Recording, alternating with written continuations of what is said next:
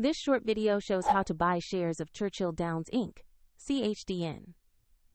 Churchill Downs operates horse racing venues and related entertainment services, and its shares trade on NASDAQ under the ticker CHDN. This is an educational guide and not financial advice. To buy CHDN, you need a brokerage account. We use eToro as an example to demonstrate the steps.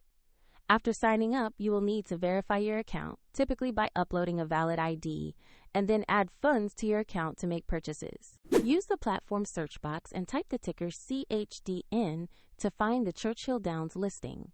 Confirm the name and ticker to ensure you have located the correct stock. Open the Churchill Downs stock page to review basic company information and the price chart. Check company details and ticker CHDN to confirm this is the correct asset before proceeding. Click Invest or Buy, enter the amount you want to allocate, then review the order details and confirm the purchase. If the market is closed, your order may be queued or set as a market on open, and if your balance is insufficient, the platform will prompt you to add funds before confirming. After the trade executes, the position will appear in your portfolio. For a direct link to eToro and more details, see the description below.